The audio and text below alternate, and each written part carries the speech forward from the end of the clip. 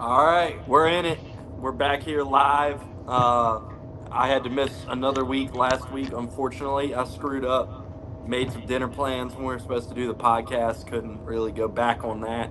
So we missed a few shows this year, but we're rolling back in it. Going to try to keep it consistent now. But we're back on Wednesday night. Here to talk some racing. Obviously, New Hampshire, the wet weather shit. I'm sure we'll get to that. Chase Briscoe going to JGR. Last time I was on here, we were talking about that a little bit as like just a rumor, and now it has been made official. We found out about that from Christopher Bell. I thought And it was then, Chase Elliott going.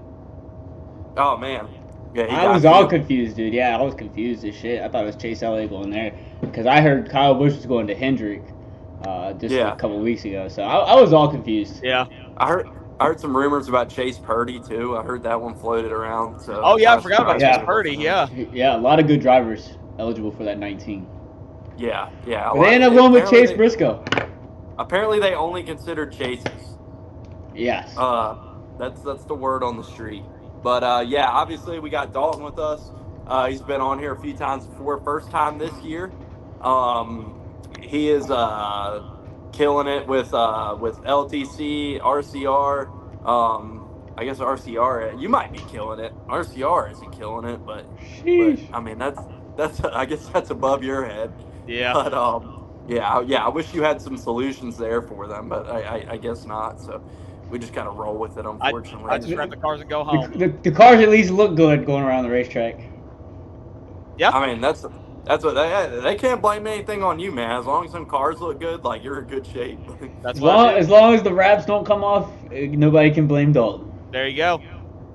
That's the I'm biggest looking- worry of a wrap guy's job is to making sure the stickers stay on the car. Facts. I'm gonna get these links tweeted out. You're sitting at home and start to see a sticker come off. You're like, oh, that can't be my car. That's always nerve wracking. I'm sitting there. I'm like, oh, please don't fall off. Please don't fall off. Please don't fall off. Please don't fall off. Yep. Stick. No, but good to have you on here, man. I know we were able to link up there at North Wilkesboro for a few minutes and chit chat. Yeah. And then you were down in the infield there at Charlotte. But yeah, definitely good to catch up with you there. And it'll be good to have you on here tonight with obviously RCR in the headlines this week for all the unwanted reasons, obviously. But yeah, nonetheless, we'll break it down as soon as Travis gets these links tweeted out. Yeah, Yeah, I'm working on it right now, getting all the retweets in, making. Yeah, good to be back, fellas. Appreciate you having me on tonight. Good seeing you. Long time no see. Absolutely. Yeah, I got Highlanders dialed up here on the tablet. So they're racing at Lake Ozark Speedway, Battle of the Beach. So if you're not watching us, you probably tune into that. But yeah, I'm ready to get this thing on the road. We got a triple header this weekend. Truck Night in America on Friday night. It's been about a month since that happened, since Charlotte. So I'm excited for that. And then we're racing in Langley this weekend with the mini cups. So if you're listening and dial up Flow this weekend, Saturday night at 7:00, and check out the mini cup race. Hopefully we can go out there and get a dub. It's dub Hey, are season. you guys racing Langley that night? Junior's gonna be there. Are you guys? No, that's the Hampton. We're racing at Dominion that okay. night. Okay, yeah, I saw Junior was gonna be in Langley. I was definitely curious if that was gonna be one of your guys' trips there or not. It is not, unfortunately. Yeah, that would be pretty cool if you got Junior there to see the mini cups. Yep. Imagine Junior got in one of those like what's his name Landon did a couple months ago. Mm-hmm. I mean, Junior's definitely seen the mini cups race with us being a halftime show at the Cars Tour a handful of times there. So Junior's definitely seen the mini cups race. I'd love to see him tweet about it one day. Dalton, so since you're on here first time this year, just like whatever you want to say, man, but just like overall, like beyond obviously Kyle Busch sucking and like whatever we'll get into, just like how is like just like working for RCR in general? Like I imagine overall it's got to be a pretty fun environment to work in, but I'm just curious. I'm sure anybody listening curious to hear about it. Hey, man, I've been telling you for the longest time, like, this is what I've always wanted to do. I'm just glad I made that dream become a reality this year so far. Not not gonna lie, when I first got started, I mean, it was a little tough kind of getting adjusted to figuring out how to do everything. Going from moving trucks and 16-wheelers to actual cars, not easy. So there's a lot of stuff you got to learn, a lot of stuff thrown at you that you got to get used to. It took a little bit, but things are finally starting to settle in a little bit for me, I guess. So starting to get a little easy, starting to finally get used to everything. So yeah, man, it's just going good. Nice. That's man. awesome. Love to hear it. With RCR obviously like struggling on the track, and like you mentioned the other day, like discussions going on there and stuff. Like how much? Because obviously like, you're not in like the competition department, but like how close just like are you like with your job to like when those discussions and things about competition take place or anything? Like, do you get to witness a lot of that? Like, are you guys in like do they bring like the whole shop into those meetings, or do they kind of keep that stuff like separate from what you guys do? Yeah, honestly, no. Like, we're just like a separate company. Like, we're like RCR Graphics. Like, we don't do just cars. Like, we do like a whole lot of everything. Like, if somebody like has, I don't know, like a boat or a trailer or whatever they want to bring in, they can just like call us. We'll put some stuff on there for them. So yeah, we're one of the only teams that does a lot more than just Cup cars and Xfinity cars. But yeah, like we have our own separate shop right across the street from like the.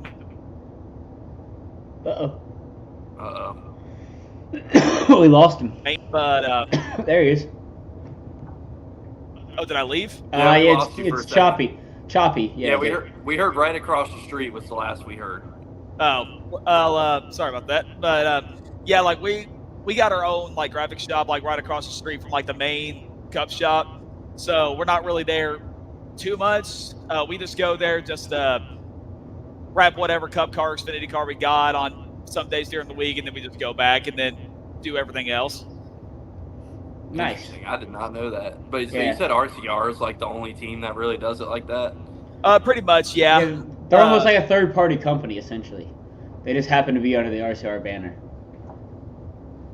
So other teams though, it's like they have like employees that just wrap like the Cup and Xfinity. Yeah, they just do like their own Cup and Xfinity cars, and they just go home.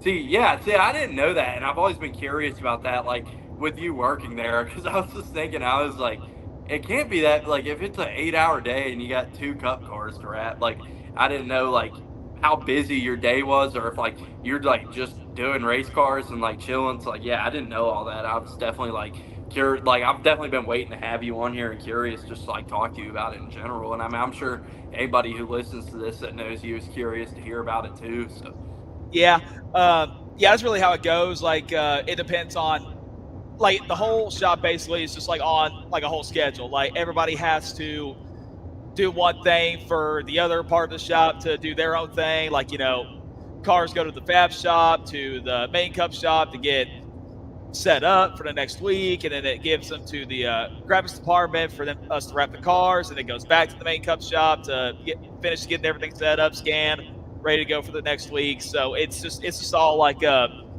working schedule for like really the whole shop. Constant cycle. Yeah, we gotta stay on top of everything. Always stay ahead. Yep.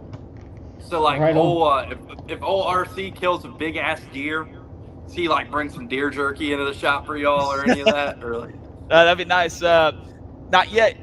We've had a couple lunches this year so far. We had like a preseason lunch a couple weeks before Daytona. That was pretty awesome. Like all the drivers were there. They got up, gave speeches to all the employees, before the season started. Like Jesse Love was first, Austin Hill second, then Dylan and Kyle came up and said their stuff. Richard said some things, to the employees too about, getting ready for the season. And then we had that, and then we had a Jesse Love's celebration dinner for his Talladega win. Fun fact, Jesse Love's Talladega win that we were at was the first time I've seen a car that I wrapped in person win. So I thought that was pretty special. Yeah, That's we awesome. heard about that at Talladega a few times. Hey, dude, that was awesome though, man. That was fun. Like we were all just like watching Dalton like go crazy. I mean, hey, that's Dalton's first NASCAR win, dude. Dude, we're all banged up, but we're just like, hey, he wrecked that car. And then, like, we started fucking with him and be like, no, we started pointing at Bailey and be like, no, he wrecked the car. No, Like, I was starting to get so upset because not only do we do Austin Hill and Jesse Love, we also do Parker Kligerman for a Big Machine. Their race shop is right on our property too, so we wrap cars for Parker Kligerman also. So basically, I'm wrapping 3 Xfinity cars.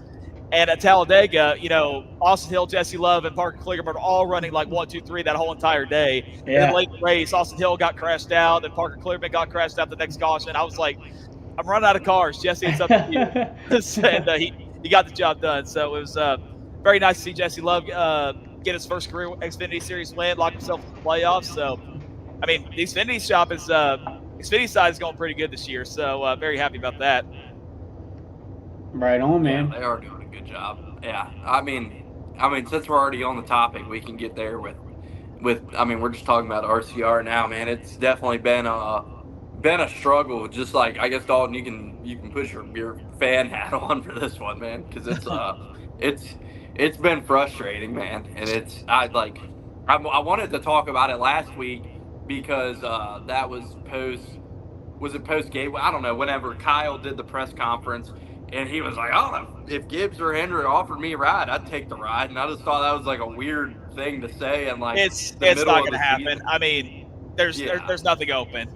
So No. Yeah, but just for him to come out and say that, like, yeah, I was definitely like, and then I didn't listen to the radio, but people were saying like things definitely got like weird on the radio after he said that, and it's just it's a weird dynamic going on there right now. Like what I said to somebody yesterday about Kyle is that like there's these guys in the field who are used to running mid pack and like fighting for what they can get and like maximizing their days, and it's just like I don't think Kyle has that mentality in him, and like I think he is just like mentally and like as a driver really struggling with that, and that's why like we're seeing what we're seeing, man, because it was just another week this week. It's like I want to say this week felt like rock bottom, but it just like every week it's just like something different, and it's like he continues to plummet down in the points. It's just it's been disappointing to watch.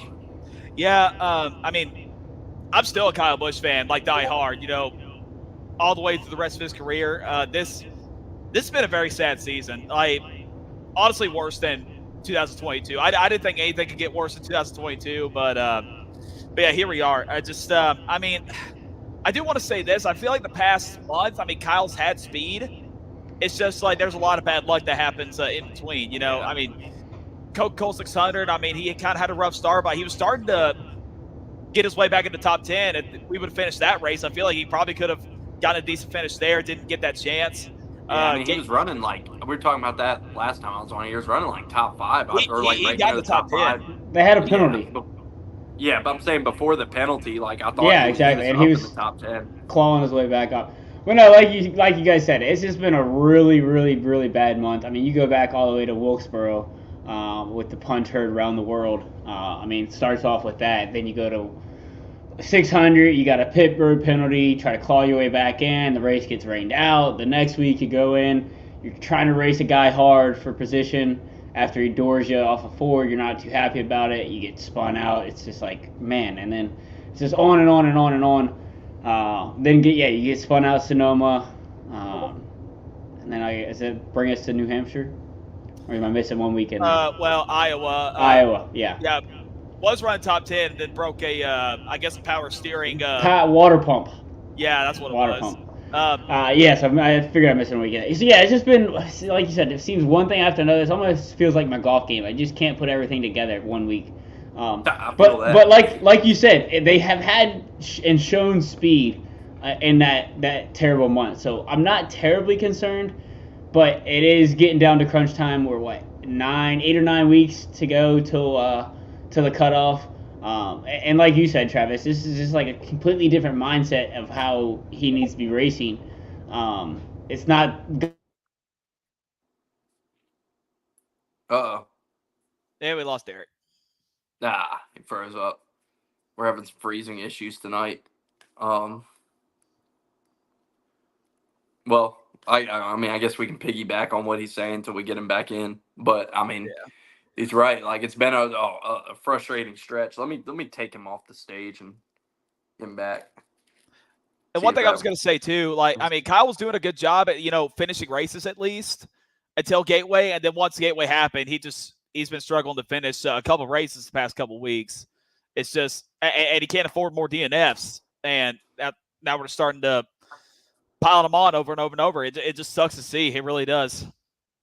It's been a frustrating. I mean, even like you say, like the races he was like running well, and like Gateway, yeah, the issues. Sonoma, he's about to get a top 5 before he got chastained. Dude, And I was then in Las Vegas when I was watching that. So we went to Vegas for a vacation that weekend. We landed like early Sunday morning, and we were all like very tired. We had to wake up at like 3:00 in the morning to get to our plane, so we didn't really go out and do much. We stayed at the hotel. I went up to the pool and I took my phone with me to go watch the race, and I was watching it. Kyle's about to get a top 5 finish. I was about to say, okay, I mean this is a good run. This is what he needs, and then here comes Ross Chastain, just dude, completely wipes him out in the 4th turn. I'm like, you got to be shitting me! Like, hey, shout out to Chase, by the way, for the justice of fucking going out there and fucking wiping him out there. hey, good for him. Good for him. I'm glad he did that. Chase went in there. I don't know if they told Chase what happened or whatever, but he just went in there and clean Chastain the fuck out at the end of the race. It's I'm like, not yeah, really I feel Chase. the same way. Like, I'm not a Chase fan, but I'm glad he did that. And like the thing I've always said about Ross is like, to his credit, like he knows like how he races and like what he does, and so he does not like bitch like when he gets it back for the most, like, he just kind of like he dishes it, like he knows he dishes it out, and like he does a good job just kind of being like, oh, I probably had that one coming, like, yeah. Like, so I do give Ross credit for that. At least he doesn't. At least he's not a hypocrite. That's just what bothers me. Like in that race of Sonoma, like Kyle left him all the room in the world. Now, granted, I know Kyle ran out of gas, and I mean that's fair, but Kyle still left him like all the room in the world to get around him to let him go, and he still missed the corner and just wiped him out. I just can't accept that was pretty ridiculous there when that happened. And then like it's just been one thing after another. But I mean, I was gonna say, like, when we're talking about Kyle overall, it's like he's gonna miss the playoffs, dude. Like, because unless he wins Daytona, it's like, and obviously it's Kyle Busch. I could be wrong. He could just like they could figure something out one of these. But like you look at the tracks coming up, it's just like he's not winning any of these races. I see some that he could possibly win at. I mean, Nashville's one race, that could maybe he could have a good run. I mean, the Chicago Street Course, I mean, the road course program is pretty good. I mean, they run top 10, top 5 at road courses this year. I mean, he did bounce back and finish top 5 after he drove into the tire barriers there last year. That is true. He did have a pretty good run there. And I also say Pocono too. I like going to Pocono. But the thing is, if you got to depend on winning a super speedway to save your season, you just can't do that. You can never put yourself in that position. I hope you're right, because you're definitely like more optimistic than me. Because right now I'm kind of looking at it like it's Daytona or bust. Like, because I just like, I mean, I hope you're right, and like they figure something out one of these weeks. But just like with the tracks coming up, it's like other than Daytona, like we know RCR is good on the super speedways. I'm like, and he's just like to the point. He's like 50 points back now. Like it's gonna be tough to make that up. What is it? 41. 41. Okay, but I mean, I guess if they string some good runs together, he could make that up. But then like you got to worry about if we get another new winner, like jumping from the outside and like clogging that up. So you can almost expect there's going to be at least one new winner. I mean, we almost had McDowell this weekend, and like who would have ever expected that or Briscoe or Barry this weekend? Like, and that was New Hampshire. I mean, look at the track. Look who Kyle's racing like in the playoff bubble right now. Joey Logano's still there. He hadn't even won a race yet. He's right there with him. I think Logano will win somewhere too. Josh Berry, he's fighting for his career pretty much. He's trying to get a contract somewhere. So he's racing his ass off weekend. He about won this past weekend. He could probably do something there. Bubba Wallace. Yeah, people that are close to winning. And unfortunately right now, I mean, this is not a dig. It's just like we're not there yet unless I see something. Yeah.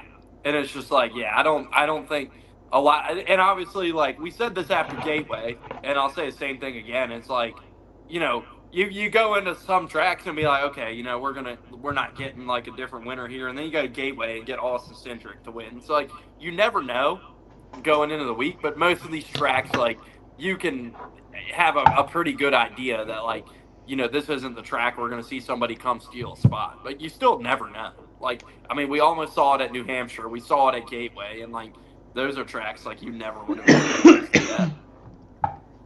I call it right now. Kyle Busch wins at Michigan. Michigan. I could see that. Kyle's good at Michigan, but he's got to finish the race there because the past 2 seasons he has failed to complete the first stage at Michigan the past 2 years in a row. Yep. He's brought fast cars both races. They're getting that out. Yeah, they're getting that bad luck out right now. But and guess what? The same thing happened in New Hampshire. 4 of the last 5 New Hampshire races, Kyle has not finished the New Hampshire race. Man, that's wild. And I'm gonna go ahead and tell you this right now. Like Travis, I know that you just said that you're not as optimistic. I'm honestly burnt out because I'm actually going to go ahead and tell you guys right now, I didn't even watch New Hampshire this past weekend. Now, the biggest reason I don't blame you. No, the biggest reason why is because I was watching Tennessee play baseball. I mean, I'd never seen Tennessee win a national championship or anything, and I wanted to see them win a national championship. They did Monday night. I was happy to see that, but they had a big game on Sunday. They had to win to make it to Game 3. So I'm like, fuck New Hampshire. I'm watching this. And I didn't even pay we got our natties. I feel you, by the way. We got our natties. Auburn Dog, national champions right there. National champs. My camera's all flipped. Yeah, I see it. There you go. So I feel you. Natty Club. So I just watched the Tennessee game the whole day. I didn't even check the race. I didn't even listen to the scanner. I didn't even get on Twitter, nothing. I just focused on Tennessee. I was a lot more happy doing that. However, Tennessee started to piss me off because there was one part of the game where they had all bases loaded and didn't even score. I'm like, all right, I guess I'll check and see what's going on in the race. And I kid you not, as soon as I changed the channel, Kyle was spinning the second time. And then, after the game was over, Tennessee won. I saw they were going to go back and finish the last 80 laps. I said, okay, screw it. I guess I'm just going to watch the last 80 laps, see where we end up. And I turn on Kyle's scanner, and 3 minutes later, I hear, yo, we just wrecked. I'm like, no, you did not. And then next thing you hear from the spotters that you put the window net down, we're done. And honestly, I just laughed my ass off and then turned the TV off. Dalton's like, and I respect like the level of fandom as a race fan. We're like, Dalton's like the William Byron fans at Dover. Where like as soon as remember that video of the William Byron fans at Dover, like as soon as he wrecked, like they got their shit and they were out of there. No, I'm not like that. I'm not like that. I always finish races, but now it's finally gotten to the point where I can't do it anymore. Like after Iowa last week, I said I'm not watching New Hampshire. I literally knew Kyle was gonna finish dead last. I was hoping he wouldn't, but that's where it is at this point. It's just like every year at New Hampshire is a yearly crash out. I'm tired of watching it every single year. So honestly, I started this. Like if you're a Kyle Busch fan, just take a bye week during New Hampshire weekend. No matter what part of the year it lands on, just don't watch New Hampshire if you're a Kyle Busch fan. Just go on vacation, go to a beach, hang out with family, hang out with friends, find something productive. That's a good one because anymore. I feel like New Hampshire is usually like middle of the summer vacation time. Like it's a good week to do it. It's a house of horrors, dog. It's a house of horrors, like a literal house of horrors for Kyle Busch. That can be a new subject for us to move on to, by the way, before we talk about the race. Like New Hampshire and Gateway going into the playoffs. Oh my god! Why? Okay. Why? Gateway, I'm fine with. I actually enjoy Gateway, but I do not. But I respect the New Hampshire over Homestead. What are we doing? That's what bothers me. It's like, why are we getting rid of Homestead? We literally went from Homestead possibly getting its championship race back to. Well, hold on. It was never getting its race back next year. They had already announced the championship in Phoenix. I know that. But, I mean, so that still leaves a possibility of them bringing it into the championship for 26. I mean, we've seen Atlanta go into the playoffs one year and come back out. So, I mean, maybe this is just NASCAR's way of getting things lined up how they want it. I don't know. I don't know. Hopefully, like I said, this is not the greatest schedule. I mean, I feel like we said a lot of this. I mean, again, this is nothing official. This is purely speculation. But from Jordan Bianchi, I believe it. It's pretty spot Bianchi on. says it. It's going to happen. So, yeah, obviously hasn't come out yet, but I feel like we said a lot of same things about last year's schedule towards the end. I mean, obviously it's a lot of placeholders with the Olympic break, and things get jumbled up there with, like, the start of the playoffs and how everything lines up. So hopefully NASCAR has a plan up their sleeve here, and it's, like I said, not as bad as things project. I will say that I've been hearing rumblings that the option tire will be run at Richmond later this year, and possibly the short tracks going forward the rest of this year. Well, it didn't work well at Wilkesboro, so I'm not too excited about it. It didn't, but also it didn't work well at nights, and there's also half the field there. Is it Richmond at night? Yeah. Richmond is at night, but it also is very much more abrasive surface.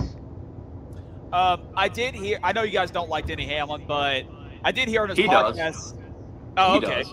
I don't mind Denny Hamlin. I listened to his podcast after the North Wilkesboro race. He said that tire could definitely work, like mostly on the left sides at both Richmond and Phoenix. Yeah. So I mean, I said I hope they do try things. I mean, I don't know how I feel about it at Martinsville with that becoming like the literally the race to get into the championship. I don't want some crazy shit show of race because we have like crazy tires or something. So I'm fine with it at Richmond, but if they do try to pull it to the playoffs, I don't know how I'll feel about it. Especially if it doesn't work well.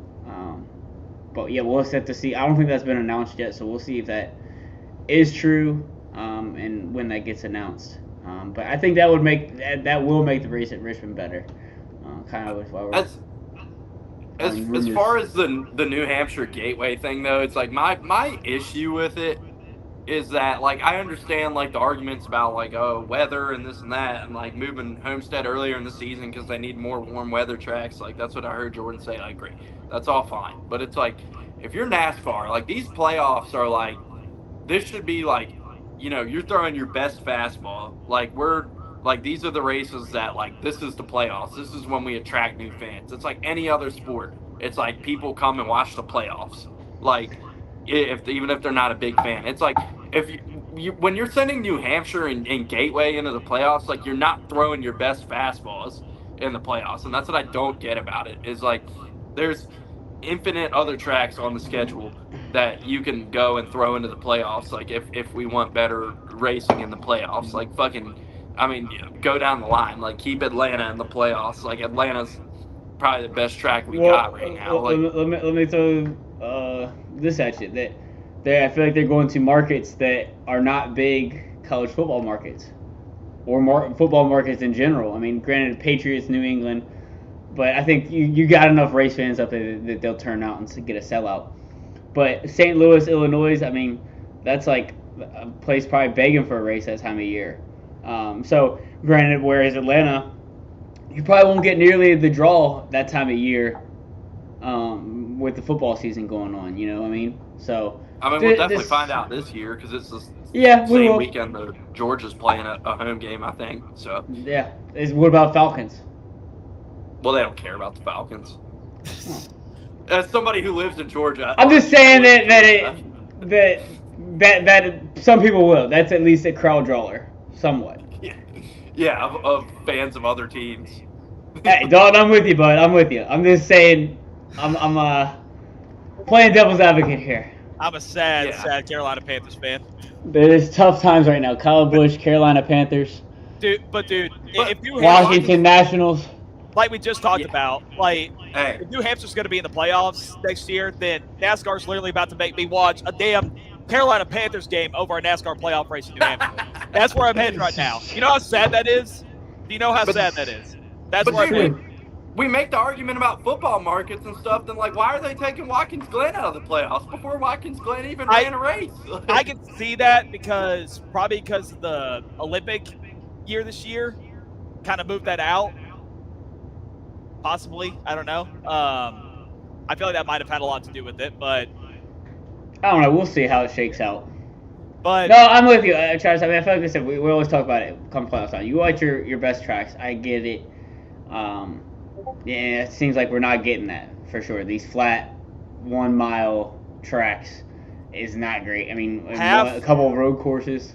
half the playoffs are going to be on flat or short tracks next year.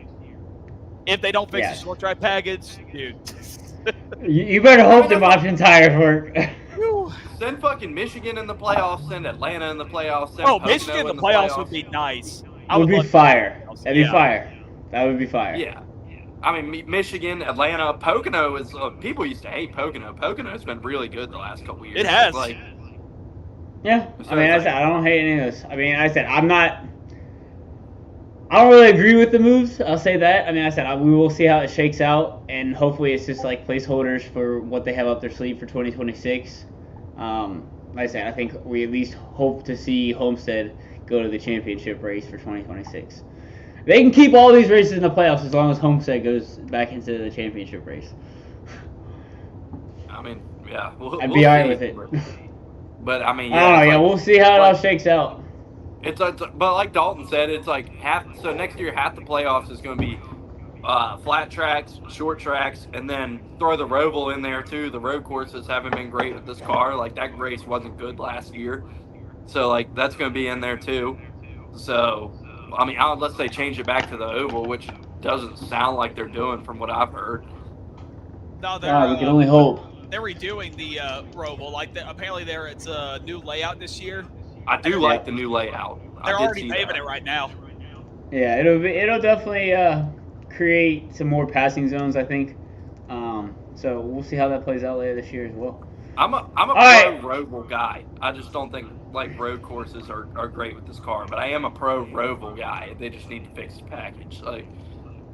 Definitely. All right, y'all want to get onto the wet weather weirdness? Yeah, we can do that. First, I guess we had Xfinity on Saturday. I watched like the last. I was doing something, but I popped in like away from what I was doing, watched like the last like 15 laps of the Xfinity race. I got to see the end of it, and all I can say, man, it's like I said it to you guys on Saturday as soon as the race ended. Like Sheldon Creed is just like the new Daniel Hemrick. It's like whatever he does, like he just cannot win a race. Like he's gonna finish second. I felt like he played his cards right. Like he made the bump and run. He made the aggressive move, and like it looked like he was going to win that race, man. And it's like no matter what that guy does, he just cannot win a race. I feel for him, honestly. Yeah, shout out Christopher Bell. Dude's unbeatable there in an Xfinity car. What does that say? Oh, you can't read it, damn it. It says Sheldon Creed probably has the healthiest marriage in the garage due to his ability to consistently finish second. Holla. Can't argue with it. Yeah. But I mean, yeah, Christopher Bell's a fucking master there. Like it's he's. I mean, I saw a stat where it's like he's made I think 13 National Series starts there, and he's won 7 of them.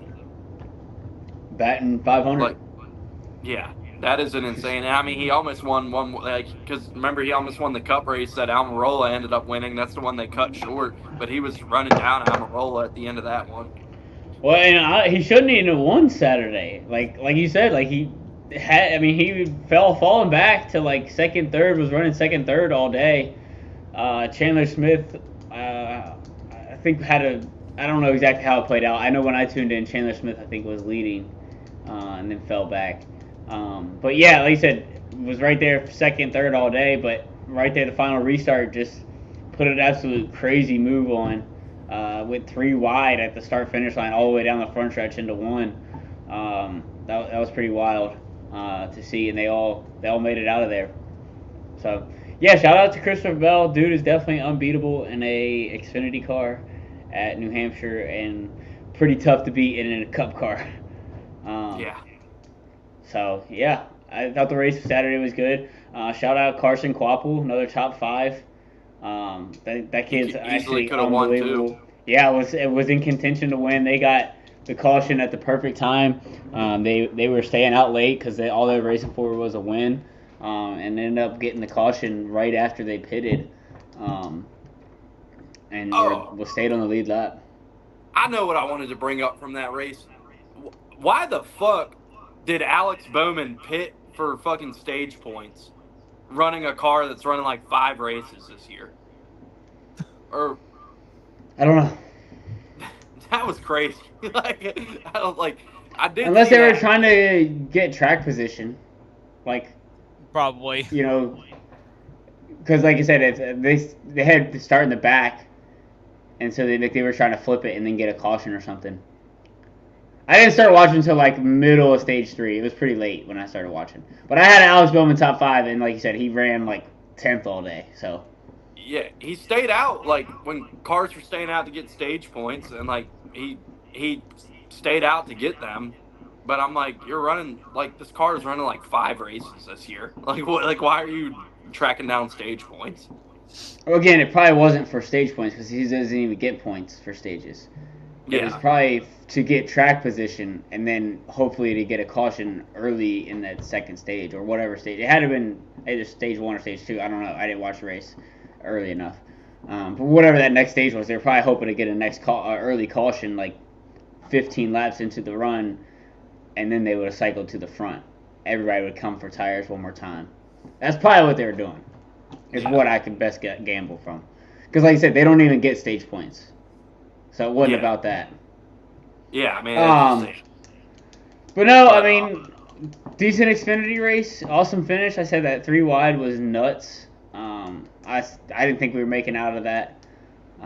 But yeah, they made it out, made it work. Also, shout out to Justin Bonsior, modified driver. He pulled together some money to fund a JGR ride, the 19, and absolutely showed out. Ran top 5 basically all day. Didn't really get the finish to show for it. He got spun late, kind of on his own doing. He was a little aggressive. Went down below the apron trying to make a move, to make a pass late, and paid the price for it. But shout out to him. Was very fast. I think turned some heads running that good all day. dude, another thing for Xfinity I did think about too. A couple weeks ago, we were talking about Almirola and like whatever's going on there and like what happened to him at JGR, and I brought up like the story that was going around with Bubba Wallace and all that, and like we said, it's probably bullshit, and like still very well might be bullshit. But his old spotter Joel Edmonds just like was like tweeting some subtle stuff about it and tweeted out a nose and a fist when somebody was asking him about it. So that's an interesting story, and I don't know if we'll ever really get the true story there. But apparently, whatever incident, maybe some sort of incident did take place that was being speculated about. The way just from Joel Edmonds tweeting, which he could have just been stirring the pot, but I thought that was pretty interesting. And obviously, we still haven't seen him in the car or anything. So They said that he might be back, I think, either Indy or Pocono, one of those two. But might have to wait and see if that's actually happening. If that doesn't happen, then yeah, something's up. So, what are you expecting? That he got punched in the face? Joel Edmonds just Or he punched rumor somebody. going around was that him and Bubba were in like a TRD thing and got in a fight, and then that's what people were saying. And then I thought, like I said, I thought it was like bullshit. People might be stirring shit, but then Joel Edmonds tweeted just like a nose and a fist when somebody asked him about it. I don't know if him and Bubba actually got in a fist fight, but I know they hate each other. Like, there's a history between those two, so it wouldn't be surprised if something happened, but I don't know if it was an actual, like, fist fight. Interesting. Yeah. But yeah, it is interesting. I doubt we're ever going to get, like, the full story from that. Well, because you remember the Coxsackie last year during the rain delay where they got into it? Yeah, I do remember that. Yeah, they do not like each other. So it really wouldn't surprise me. I was just saying that's interesting because that was Bubba Wallace took over for Eric Almirola when he got hurt. Right. In the 43. Yep. But also, I know that Ty Gibbs wanted the road course races this year for Xfinity just to get, I guess, better experience on them or whatever. I did hear that from somebody. But as far as everywhere else. Yeah, I mean, I don't know. Who knows? Interesting stuff. I just found out this past week, by the way, Real quick, like I just like realized this when I was talking to somebody about it. You know, when Indy comes up, that the Xfinity's still running the road course that weekend. Are they? There's Yeah, no did not way. realize that till this past week. But yeah, Xfinity is running the road course still, and Cup is doing the oval. Interesting. I Did did not know not. that. I didn't know that. I don't think that's true. Yeah, because they got it as like. Hold on, I'll look on the NASCAR app real quick because like you can tell by like the so you go to Xfinity, click on the schedule, click on Indianapolis Motor Speedway. It's Pennzoil 250, 62 laps, 155 miles. Let's see. So Oh, that that's was weird. interesting. Yeah, That's really weird.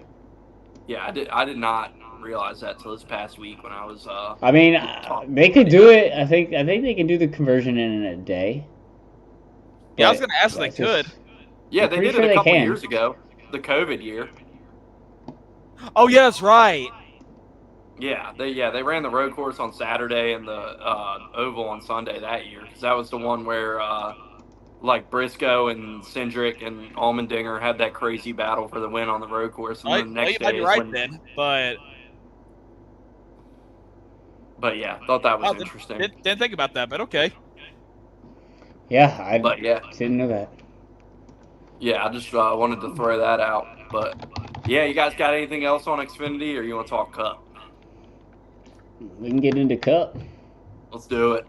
Um, I don't know. I mean, we don't need to like go through the whole race. I don't like not a lot. I mean, we know what we want to talk about is the wet weather tires and all that shit. So I mean, let's just start there because I thought some of the racing was like actually pretty decent with it. It was cool to watch the cars like fan out as much as they were.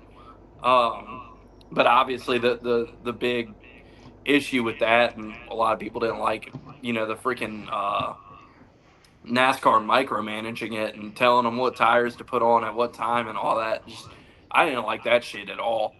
It's like let them fucking figure it out. And if they want to put slicks on, let them put slicks on. If they want to put slicks on and wreck their car, like that's their prerogative. But I didn't like NASCAR kind of like micromanaging that. To me, it took some of the fun and some of like the strategy out of it. It's like if the track's wet and somebody's confident enough in their skills to put on slicks and go out there and run faster than everybody else, and somebody else isn't good enough to do that, like this is the highest level of motorsports. Like we don't need NASCAR to micromanage this shit and babysit everybody. That was just the way I saw it, and that kind of pissed me off at the end of that race.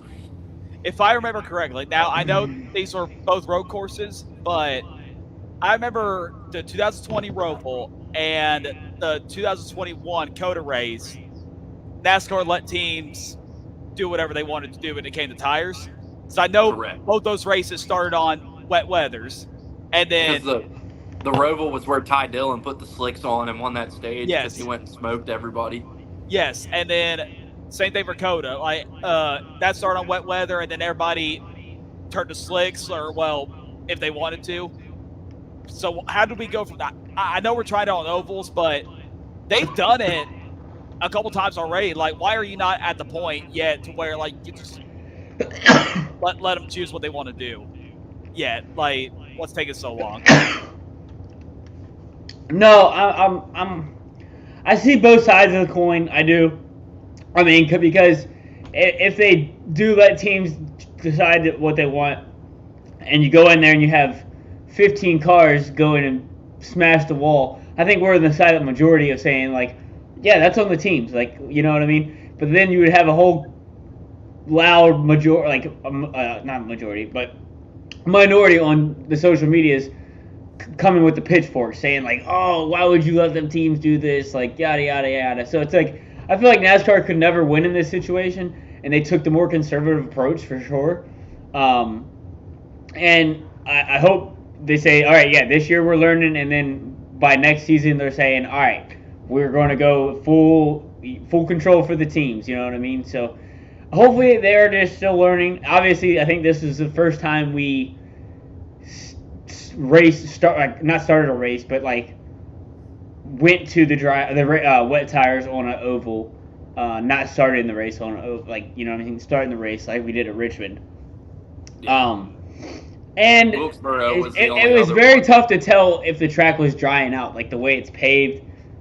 You got that kind of like that grip strip where it's more newer asphalt, and so it was hard to tell. There didn't seem to be like one particularly drying line except on the straightaways. So I mean, like I said, I do see NASCAR's conservative side of it, and they just wanted to get to the end of that thing. And I mean, kudos to having the wet weather tires, because if not, we would have been shut down with whatever it was, 80 some laps to go, which I think everybody thought we were. I mean, I was surprised NASCAR sat there and waited it out. Yeah, as long as they did. I was tuned out. I didn't even think the race was going to I start. mean, dude, back I went golfing. I went and played 9 holes, and then it was perfect. As soon as I was done 9 holes, they're like, "All right, we're firing them back up." I was like, "Oh, this is perfect. I'm ready to watch the end of the race." One of my friends texted me and was like, "Hey, race starting back up." Like guy I was golfing with earlier in the day, and I was like, "Oh," like I was not. I would have missed it because I wasn't on Twitter or anything. I was just like hanging out, like wasn't really checking my phone or anything, and like guy was like, "Hey, starting back up." I was like, "Thanks for telling me," because I literally, like in my mind, that race was over because I mean I thought it was gonna be too dark anyway by the way things were looking. So Travis, Yeah, I said. Go ahead, real quick. Oh yeah, I got a quick question for Travis. Yeah. Since you ride the 600, does it piss you off that NASCAR put more effort into getting back to racing at New Hampshire than they did for the 600? Oh yeah, it does. I mean, it does I me can too. I can see the explanation. Like it's kind of like two different situations because we did have the wet weather tires at New Hampshire that we didn't have at Charlotte, but I still like as far as that, like yeah, like because I mean we talked about that a couple weeks ago when we did our show, like yeah, they obviously fucked up in that situation at Charlotte. Like we were, all three of us were there. Like, and NASCAR's whole like explanation where they're like, oh, like we don't want to be racing that late. Like, yeah, we were all kind of calling bullshit on that. Like, but I It mean, was it's a different humidity. situation here because they had the wet weather tires. So I mean, they didn't have to completely dry the track. Yeah, it was a different situation. We had a good TV partner. Yep. Did I say that out loud? Yeah, but I feel like I deserve a free ticket for next year. Yeah, facts. At least a quarter of the way off, you know, shit. Dude, especially how much we paid. 25% off tickets for sure. Yeah. Especially how much we paid for those tickets. Goddamn. Look, we fucking waited too long to buy our tickets, Dalton. And like we fucking had to go like the secondary market route to get tickets. We paid $150 a piece for tickets. No, I paid $100 for the infield wristbands for the whole weekend. I mean, being on top of the bus with the Fast Car Boys and Kerrigan and LTC, I mean, that was fun, like hanging out with everybody. But we really wanted to finish that race. We thought it was gonna happen, and then they just out of nowhere said, "Hey, we're going home." I'm like, "What?" Which that is the positive of the wet weather tires, and like hopefully like they can get it working on short tracks and like bring it in more than this dipping their toe in the water like they're doing, and then hopefully. Did you see Dover's checking it out or trying it? That's gonna be crazy. At Were they really? I thought they were just trolling. No, maybe a good chance, but I did see a tweet from Dover saying that. Yeah, I think it might have rained there today, and they were like, we heard the wet tracks of the new craze in NASCAR or something. So I was like, ain't no way this is real. Like, I thought Dover's way too damn fast. I thought I saw they put misters on the fence, whatever. I could be crazy, but I thought I saw. Well, they probably were just trolling. I don't think that's way too fast of a racetrack to probably to be racing and wet. New Hampshire's about as fast as we need to be going with that. What? Dalton Connect just went. I was telling Dalton Connect just went to the Oh lake. shit! Really? Yeah. Once LeBron James gets the fuck out of the NBA, I'm gonna be a Lakers fan just because of Dalton Connect. Yeah. Figured I'd give you that piece of information. But no, back to them holding their hands on the tire thing. Like I said, I didn't really have a big problem with that. I mean, I think NASCAR was just trying to manage the race and get to the end of the race in a timely fashion, and also keep it fair for everybody. Which, going to that point, I feel like they really dropped the ball when they allowed every team to fill the car before we went back racing. That was where they really screwed up the ball because you had cars that didn't have enough fuel to make it to the end, and some cars that did have enough fuel to make it to the end. So, yeah, I think that was where they really dropped the ball on that. That's the problem I had with it. I think they screwed up there, and they put everybody on an even. Scott. Yeah, he said there's a new time rule. I'm not sure exactly what he means by it. I'm gonna try to figure this out here. He said at X time the leader gets 2 laps race, green, white, checkered. So I don't know what that time is. I'm not sure the exact shit behind that. He but said what? I guess there's a new rule that NASCAR came up with that at whatever X time the leader gets a 2-lap race, it's a green, white, checkered. I don't know. I'm not sure exactly. I'd have to look up. Yeah, that, I'm gonna need look further that more. details on that one. I think it might depend on like what the sunset is for whatever track we're at. So like whatever time sunset is, they get 2 laps after that. They're saying it's 2 laps after that. Maybe that's what it is. Yeah, I don't know. I didn't hear about that. I know there is a new qualifying rule, which I think is kind of shitty. Oh my god! How they're doing that. Why are we I making didn't this? even understand it, by the way. Like, exactly. I don't even understand it. Well, it's like so they're just doing it groups again. Why are we making this more complicated than it needs to be? Yeah. Dude, I loved when they just did the fucking like, and everybody bitched about it, but I like to do the fucking top 24 in the fucking 30-minute session or whatever it was, and do the top 12, and then like there's like I loved like the 3 rounds. Yeah, like I'm with Dalton. Why do we even got to have a format? Just go out and run like we do at Daytona. And then if you want to have a format, have 2 rounds, top 10. It's not hard. I don't like. I preferred the group qualifying over single car qualifying because like I'm just not going to sit down on TV and watch single car qualifying. The group qualifying I thought was like pretty entertaining when it was like the 30-minute clock or whatever, and you can do as many laps as you fucking want. Group qualifying was okay until they did the 2019 package. That's what killed it.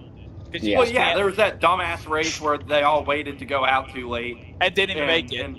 But that was the team's fault. Well, yeah, you'll have that again with this because the cars are so draggy.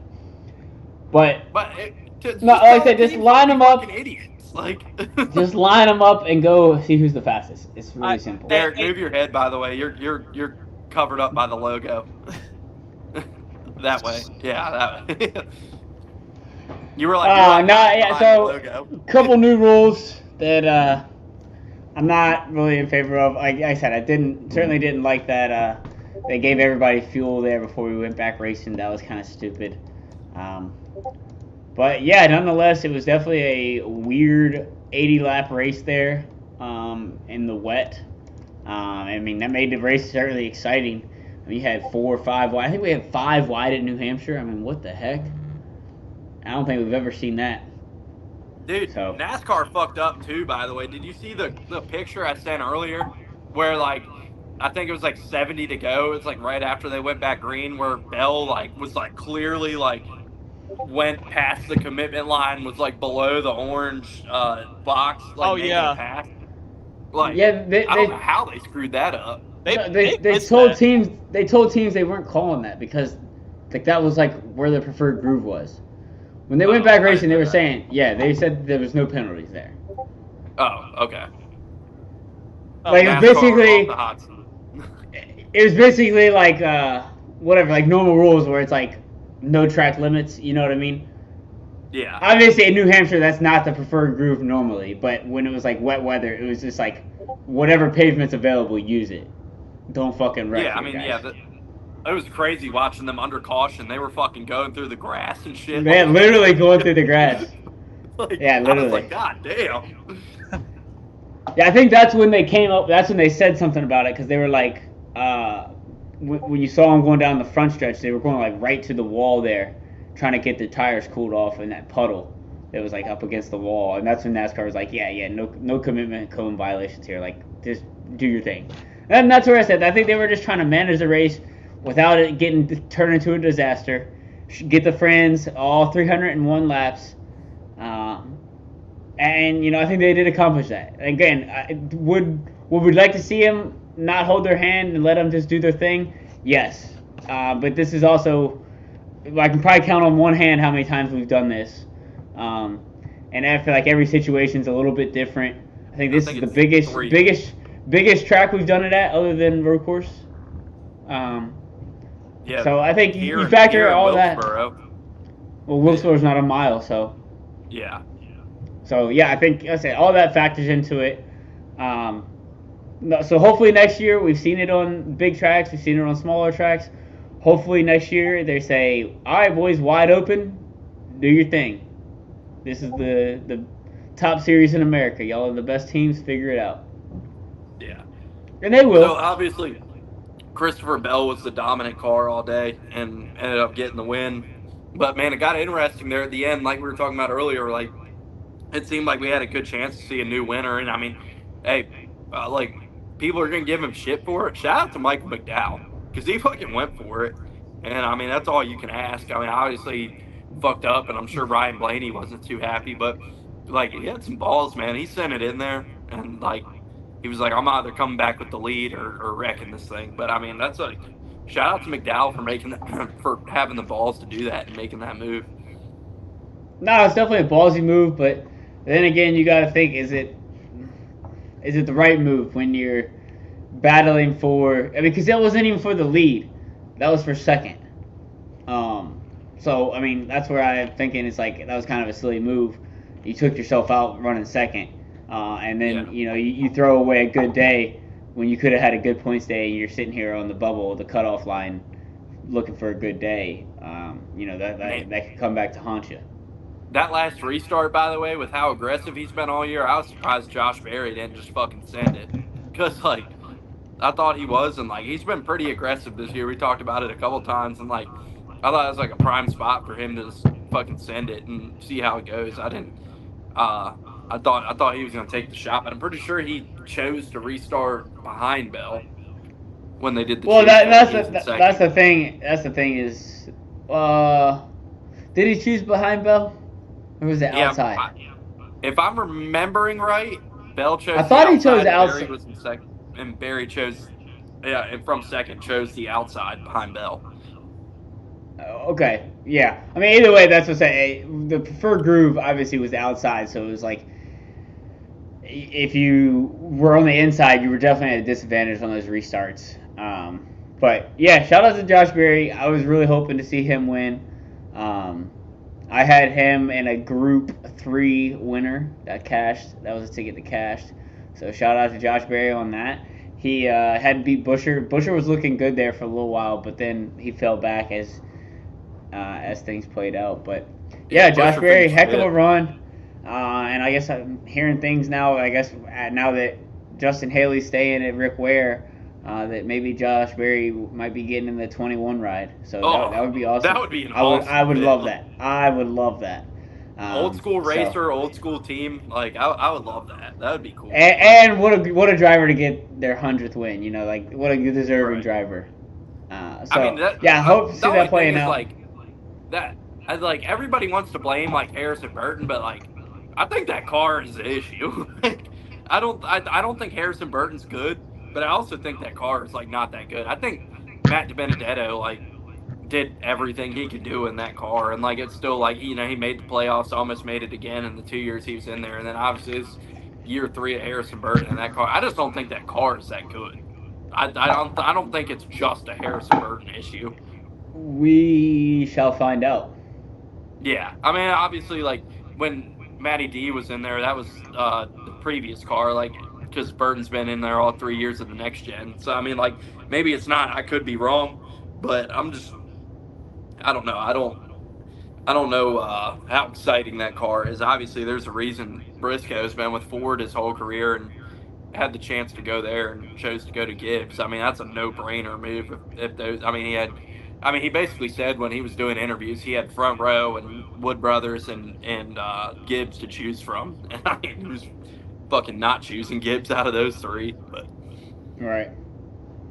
Even though, like I said, the only thing that I'm sure could have kept him, it's like he has been a Ford guy his whole career. So I mean, I'm sure there was some part of him that wanted to stay with Ford, but when you have a chance to go to Gibbs, you have to take it. Yeah. No, we'll see. See how that plays out. I said I do love that fit. Josh Berry in 21. Hope to see that play out.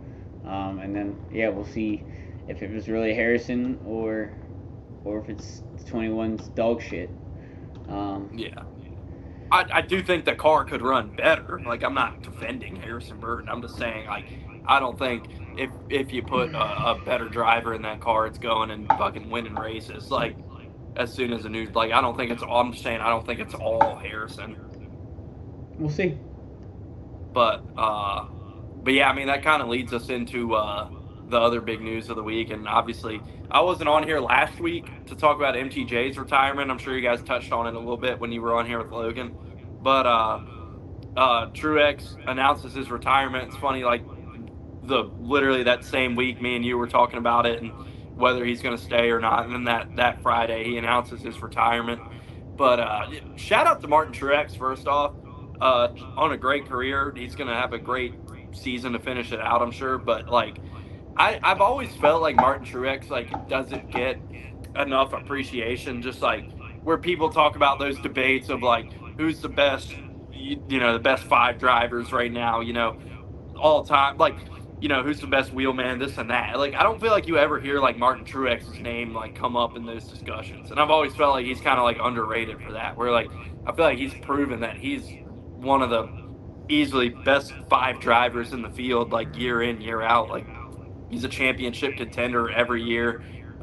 Won a championship, obviously, once. Almost has won a couple others. Like, has 2 Xfinity championships. Like, yeah, Martin Truex is a fucking legend, first ballot Hall of Famer, and I think will go down as definitely like a top 20 driver of all time.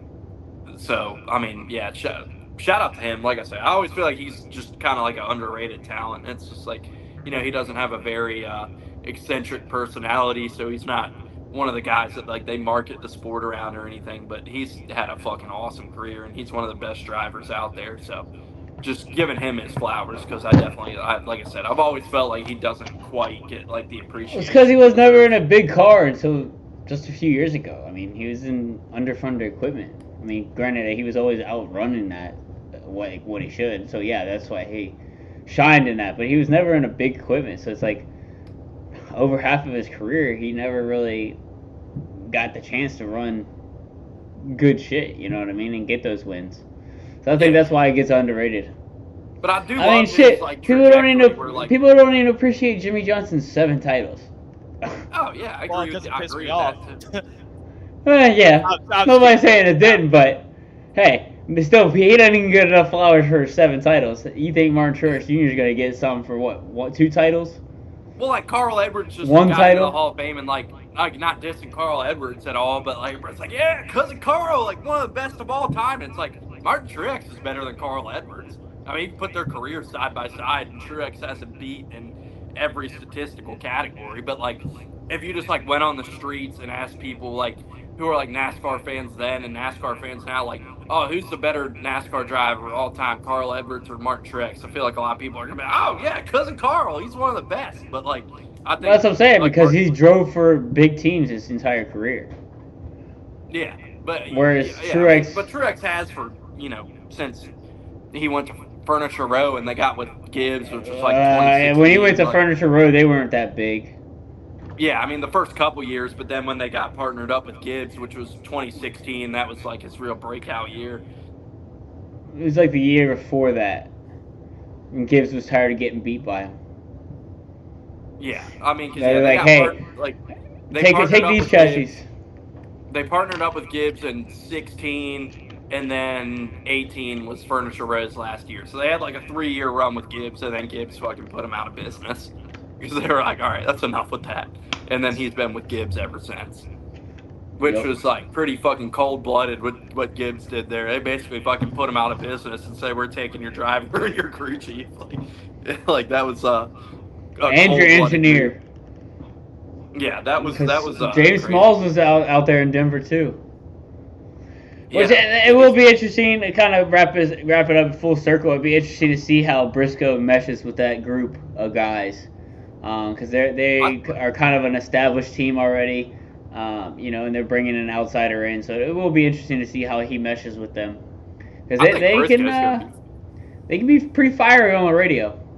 I think Briscoe's gonna be fucking awesome there though. Like, I do too. I mean, like he's like, and a lot of people on Twitter and stuff. Like, I don't know, like when like Chase Briscoe started, because people are like, "Fuck this! This is bullshit. They should have gotten like this guy and this guy instead." Like, why? Like, what? Like what's wrong with Chase Briscoe? Like, I feel like he's the kind of guy like people would be like excited about. You know, he's a guy that like doesn't have a big fucking pile of money behind him or anything. He's like grinded his way to the top and like now literally all the way to the top with Gibbs. And like Gibbs, like people are like, oh, he probably just brought Mahindra, and obviously not, because Gibbs like had a deal with him before like they even figured out if Mahindra's coming or not, and Bass Pro's sticking around to be with Briscoe too. I don't think people understand that Briscoe actually has potential. Like, I've said it for the longest time. It's just the problem was, like, Tony Stewart just didn't give a damn. I mean, he won fucking 10 races in Xfinity. Yeah, like yeah, but in the Cup side, he didn't really care. He didn't really even get the Cup. equipment. Even Cup, he almost made the championship a couple years ago. Yeah, he was literally like leading Martinsville a couple laps away from making the championship. Like, which is why I fully believe that when he gets to Joga's race, he's going to tear it the fuck up. Like, I'm telling you, watch out. Give him a couple years when he's like adjusted to that new team and the new manufacturer. He's going to win a lot of races. I mean, it's just like Truex. I mean, they kind of have had like where they're like in a team that's not as good, and you know, I think Truex had 2 wins before he got with Furniture, or 3 wins before he started driving a Toyota in general, and then like Briscoe's guy with 1 win that's kind of been, you know, grinding it out at SHR and like for a few years, and now he has a chance to get in a great car. It's kind of funny, like if you compare like the parallels of those 2 guys and the fact like Briscoe's the guy taking over for him. But big loss for Ford, though. Like, I thought Briscoe was going to be a Ford driver for life, but I guess I'm wrong. But, I mean, at the same time, I don't blame him because there really wasn't many Ford options for him to choose from. I thought he was probably going to stay at front row, but, yeah, that didn't happen. Once Kevin Harvick said that he was rumored to go there, I'm like, oh, that's interesting. Yeah, he's been a Ford guy through and through. I've seen his dad a couple times, like, just like, it's funny, I've like seen Chase Briscoe's dad a couple times. I know it's like a random thing, but his dad fucking drives like every race. His dad drives a big ass F-150 pulling a camper with 14 shit all over it with like a big golf cart in the back, and his dad goes to every race in big ass F-150. Like, they're just like Ford guys like through and through. Like, get ready to switch to Tundra, baby. Yeah, he's going to trade that thing in, I'm sure. But like, all right, let's get some picks in. It's getting late. I gotta go to bed. all right, but yeah, shout out to Briscoe. I'm very happy for Briscoe. All right, triple header this weekend. Anything else from New Hampshire? No, but before we get into the picks, I just want to say again, it's kind of like a topic we've talked about the last couple of years. Fuck Nashville. Fuck that track, dude. Like, so now, like, we've already complained about like the coolers and the beers there and stuff. They're not letting people bring food in now. Like, they're just like taking like one more thing off the. Yeah, I saw that on Twitter today. Like, you're not allowed to bring food in there anymore. And like they were. So I'm not going. I mean, it's too far out for me right now. But my biggest question is like, why did we run at night last year to keep the fans from having a heat stroke, and we go right back to middle of the day in the hot ass heat? That's yeah. They no do sense. that. They fucking. And now, like, you can't bring food in anymore. You obviously can't bring coolers or ice. Like, that. Me and Derek have bitched about that for the last 3 years about that place. And it's like, they're just, like, taking things away. Like, they move it back to the middle of the day, like you said, which, like, I thought they had it pretty good there, like, moving it to night, like, at least. I love it at night. It's going to be so fucking hot there. And now you can't have food. You can't bring coolers. You can't bring ice. They ran out of water a couple years ago when it was 100 fucking degrees. Like, that place is just fucking, like, ridiculous, man. Like, I don't get it. I don't get, like, how, like, what their mark, because it's, I'm sure the attendance isn't going to be great on Sunday. Like, so, I don't know what they need to fucking figure shit out with that track, man. I just think that's ridiculous, especially in the middle of the summer. But I digress. I'm on their website right now. I don't see anything about no food. Yeah, I mean, it says one.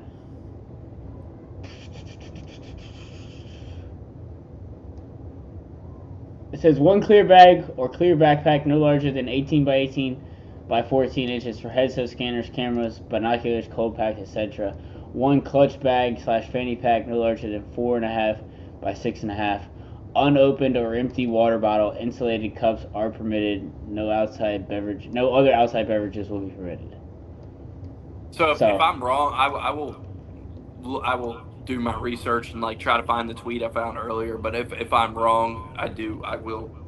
I still stand by what I say because still no coolers and ice. But I mean, No, yeah, I hear you. I mean, it's again stupid on that part, and that's why I'll never go.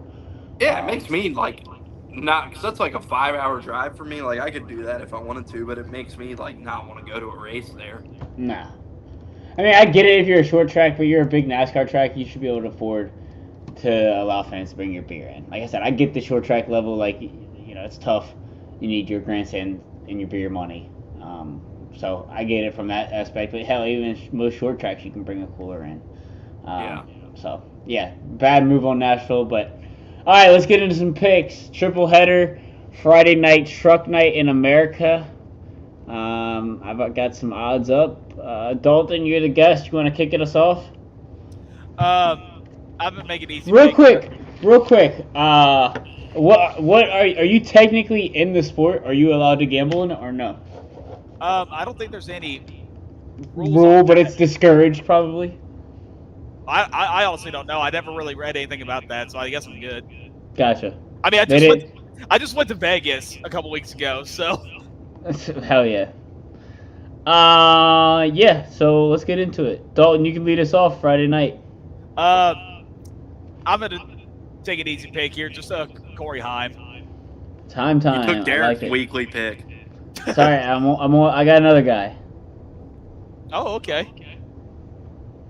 Heim time. It's terrible odds. Let's see here. Plus 190. Shit, take it now if you want it. Kyle Busch odds. I mean, shit, 190. It'll drop. You better hope he's not fast in practice because that'll drop real fast. Go ahead, Travis. I got a guy. He's been knocking on the door. I think it's going to be a good track for him. And he's had a lot of speed. I'm going to go ahead and go with it. Former Rose 1 through 10 guest. We should try to get him on here again. I'm going to talk to you about that, by the way, because he's been fucking killing it this year. Maybe we can get him on next week after his first win because Caden Honeycutt. The honey goat. Okay. You'll have to tell me the odds on that because I didn't see trucks where I was looking. Yep. 1 second. Also, I don't know who. 950. 950. Yeah. I wanted to pick him, by the way, just for the fun of it. I hope I'm not stealing your thunder, but shout out to Clint. Oh yeah, baby. Back in the truck.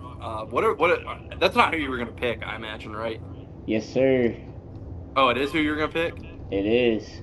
Oh shit, my bad, man. My bad, man. You take over then. Yeah, I'm going with Clint Boyer. It's gonna be plus 1200. That's one of Boyer's old best tracks, I should say. Sorry, he was really good there in the old Holiday Inn car days with RCR. So yeah, really good track for Boyer. We know that 7 truck is fast, shown speed all year. With everybody except Kyle Busch has gotten in it. It went into the wall real fast with Kyle Busch. I know that lap too. Yeah, give me Clint Boyer for the Spire guys at plus 1200 on that. All right. All Yeah, right. Cool to see Clint back, man. Yeah, I didn't. That kind of came from out of nowhere, but they got the Rush Truck Center colors on it too. It's been announced for like a while now, like a few months. Yeah, but Scott said, "Give me Raja." All right, Scott's going with the Raj man. But yeah, shout out to Clint. I love that Shout out to profile Clint. pic from Scott. Hell yeah, What is it? I need to look. Raja. Find exit. Here it is. Oh. I had to look closer on my phone to see what it was, but yeah, that would be cool. Yeah, I'll stick with Caden, man. He's had a good year, man. It seems like he's been knocking on the door. They've had a lot of speed in that 45 truck, so I'd love to see him get a win. And yeah, we should try to get him back on here because he is a cool guy to talk to when we had him on. Yeah, for sure. I will reach out maybe this weekend we can get him on to talk After his Nashville. first win. That's right. Holla. We'll get it locked in beforehand, so that way there's no issues with it. All right, moving on to Xfinity.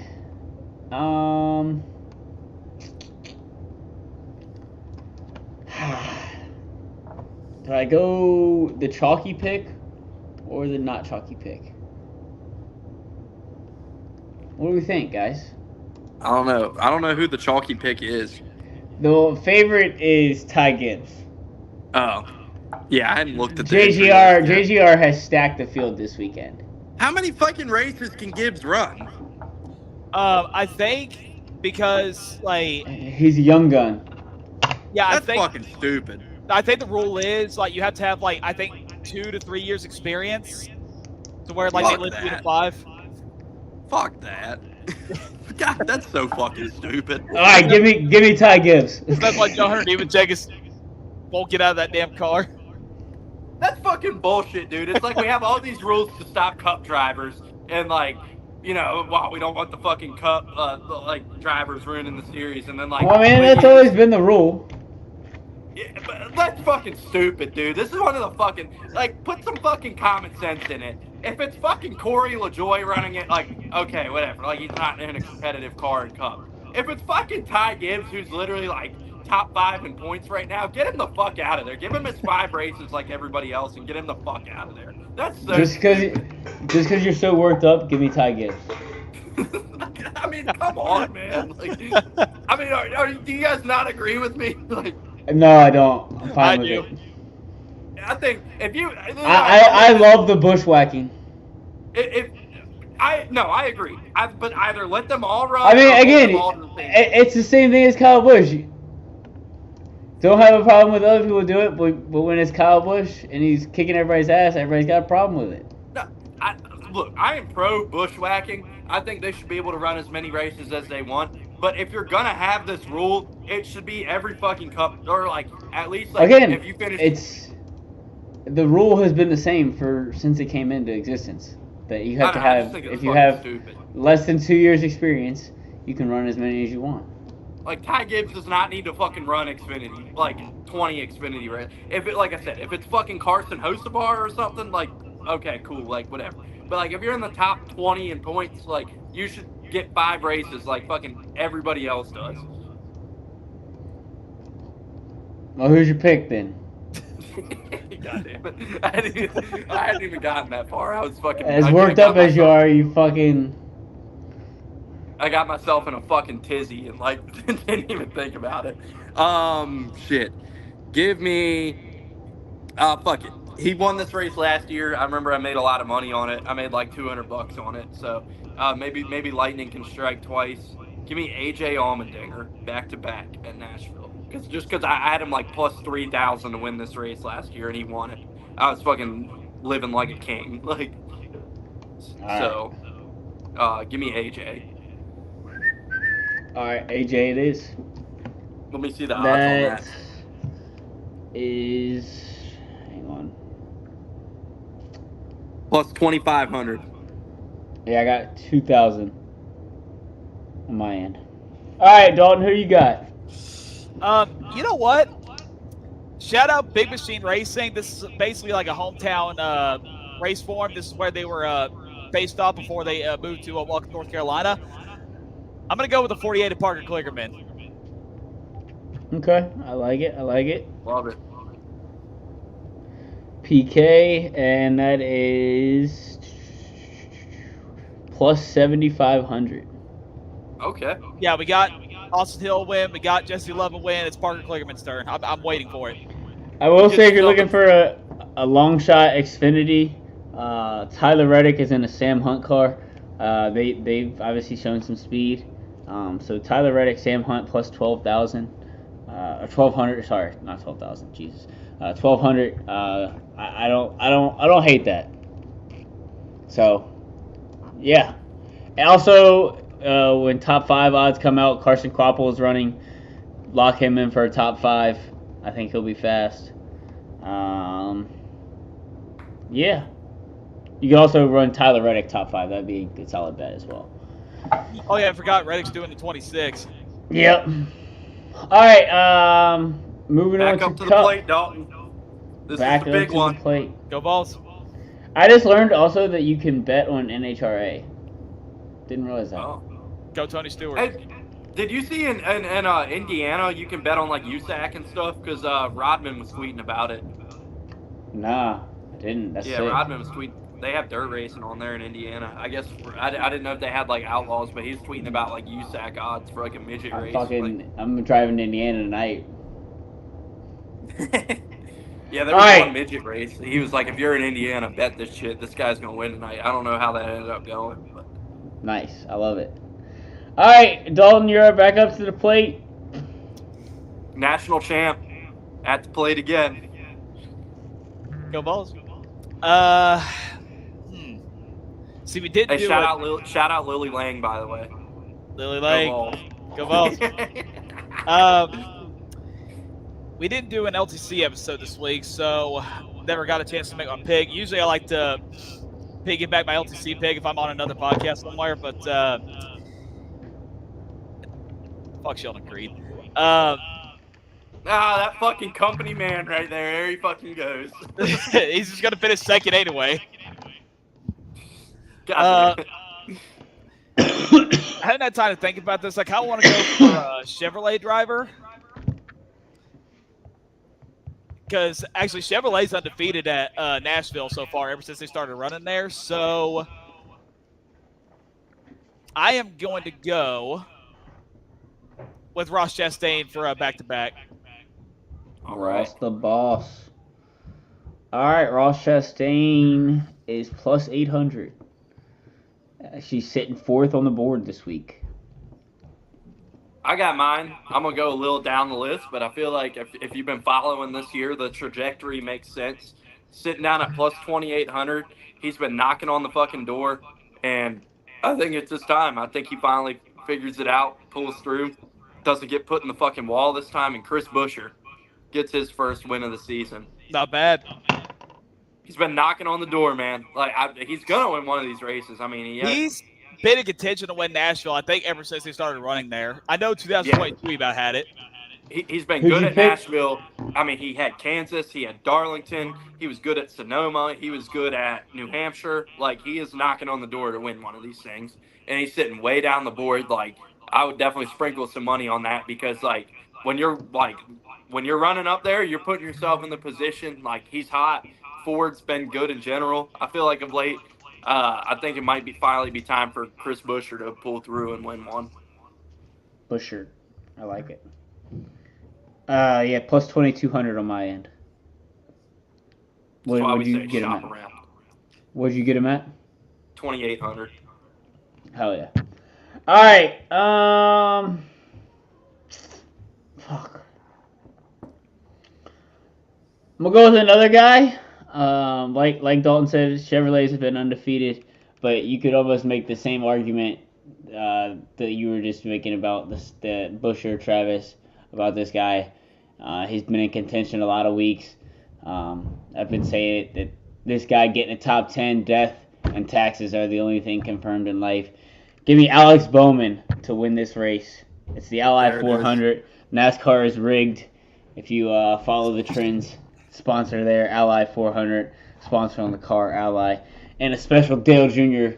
scheme this week. Dale Jr. design scheme. Give me Bowman the Showman at plus 5,000 to win. Lock himself into the playoffs.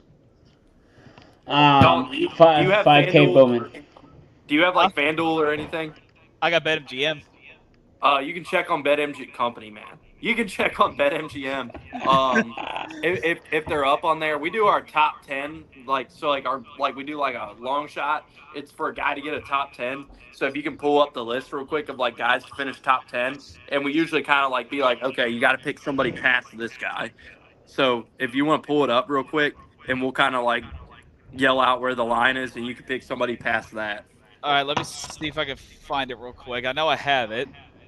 All right, right here. Okay.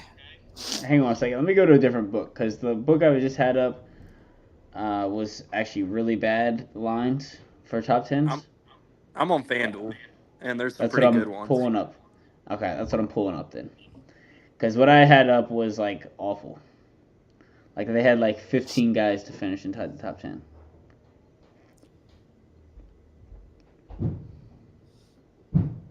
Scott, Yeah, you FanDuel's fucking picked every other series. Who's winning Cup? All right, FanDuel's a lot better. Shop around, folks. Shop around. All right, I guess I lead us off for top 10. Did you find them, Dalton? My app's being stupid. Here, I'll send the screenshot of where the line is. It needs to be below. I'm putting the line. It has to be somebody beyond Bubba Wallace at plus 220. Okay. Okay, wait. Here we go. You guys are probably gonna have to help me here because I don't really do this much. So scroll down I got the list, you. and it's somebody I got past you. Bubba Wallace. Okay. Just look at this picture I sent you. Okay. But I'm gonna lead us off here while you look at that. Making his Cup Series debut this weekend. Give me Heim time, driving for 23.11 in the old 50 machine, Mobile One. Actually, Corey Heim plus 270. I thought they withdrew. Really? Because I thought I saw an Instagram post saying that they're not entering this weekend. What? That would be news to me. Yeah, I did not see that. Go to 2311's Instagram page because I thought I saw something on that, or Twitter. Yeah, I'm looking it up right now. I saw TMT tweeted that just so everybody knows. Yeah, I mean, 13 hours ago they posted a graphic with all three cars. Oh, never mind then. I saw the money team. The money team tweeted "Hey, just so everybody knows, we're not running the 50 this weekend." Wait a minute. I got Adam Slurn. Okay. It was the fake number 50 big money team racing old accounts that tweeted that. I thought it was real. Got. Okay, yeah. So I was like, man, that's news to me. So yeah, give me Corey Heim plus 270 for the top 10 and his Cup debut. All right, mine. I cannot believe this guy was way down on the list. Frankly, he's been running good. Had a chance to win last week. Obviously been in the news. Got a lot of big mojo going his way. Add a 1 to that because I'm going with the 14 Chase Briscoe plus 410. Good Lord, go ahead and lock that one in. Yeah, dude. I was like, what? I thought I had to double take at that when I saw it. I think that's really good odds for Briscoe. Yeah, I mean, he'll definitely be flirting with that 12th to 15th all day long. If things fall your way, you get that top 10. So I mean, fucking Barry is plus 270, and then Briscoe is plus 4. I don't. Sometimes I don't know. They got their way of knowing, I guess. Even Noah's plus 390, and Briscoe's 410. I don't. Getting no respect. Yeah, when he's been running, he's been the best car for that team all year. And he's got 2 of his teammates ahead of him to finish top 10. Yeah, Briscoe's 16th in points ahead of Josh Berry, who's 19th. So, yeah, interesting stuff. Go ahead, Dalton. Who you got? Yeah, I cannot figure this out. Do you mind checking? Look at the 2 pictures we sent and pick somebody that's past Bubba Wallace. Past Bubba Wallace? Okay. Let's see.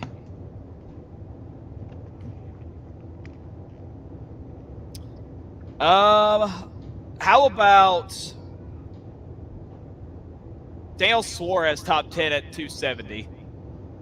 I like that. And that works. It's been a good track for Trackhouse.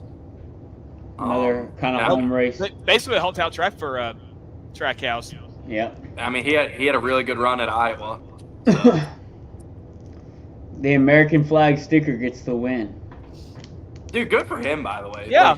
That citizenship is a big deal. It's real. I know a couple people who have had to go through it. That is not an easy process. That takes years and a lot of effort and money and hard work. So good for him. Shout out to him for that. That's awesome. No, it was. I thought it was funny though. I guess it was NBC or whatever. They misquoted it. Scott says he's taking Larson for the win and Hocevar for a top 10. Those Hocevar odds are plus 1100. I don't hate that at all. Solid.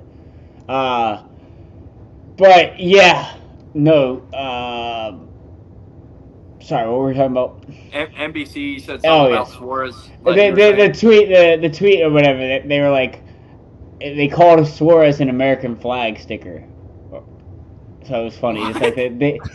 they messed up the tweet and accidentally called him American flag sticker instead of like, it was weird. It, That's it's funny. just like they messed it up, but yeah, it was funny. Wow, these full of Fox. Yeah, they did. Luckily, the Dude, broadcast is worth a shit, so I'll let it slide. Yeah, that's dude, true. by the Shout way, out to Steve Letarte too. He did a great job on the broadcast this week. I thought, especially when the rains came and things got, it was kind of chaos. So yeah, shout out to Steve Letarte. He Fox would never. helped. Yeah, I was thinking that whole time Fox would be like clusterfucked. Like, I don't know what's going on. Oh, here's a kid in the stands. Look out. Yeah, exactly. We dude, we missed the joke about five like wide. Fox showing the kids in the stand, by the way, and stuff. Did you see the other night when the Panthers won the Stanley Cup and like Kachuk like got the cup and was like about to like skate around and hold it up, and Oh yeah, they missed ESPN it. just fucking pans to nothing and like misses the whole thing. Like, what the fuck are you guys doing? I saw that too. All right, boys, I gotta get out of here. Hey, real quick before you go, one thing I wanted to say. We missed dirt racing this week. Didn't get the recap. That flooding in Houston is fucking crazy. So, like, Yes.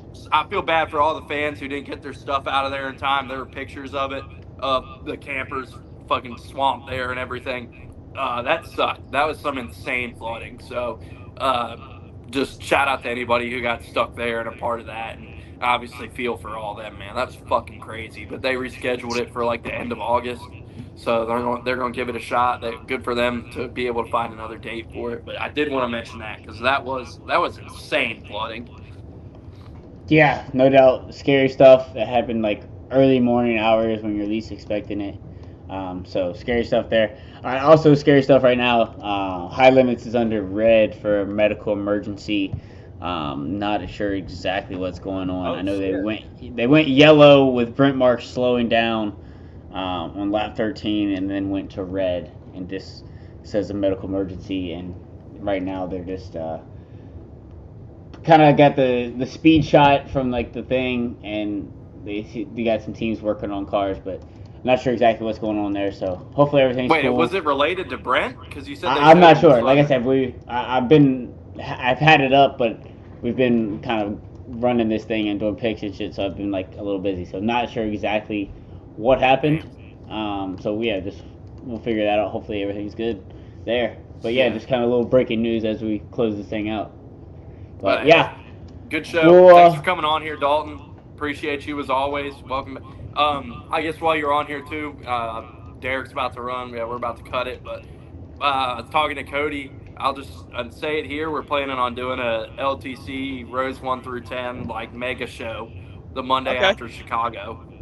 All right. So yeah, I talked to Cody about it a few weeks ago. Like he wanted to do it, and I'm going to Chicago, so I thought it would be like cool to come on after that and talk to it. And like my friends will be with me too, so that should be pretty fun. And if that, which I imagine like, but that's the plan. Me and Cody have been talking about it for a few weeks, so that's gonna be fun. So All right. we'll Let's all do be it, back brother. together for that. all right, boys. Peace. Have a good night, guys. See you. Thank y'all. Yes, sir. All right, Dalton. Have a good night, man. Thanks for All right. coming on. Thank you, brother.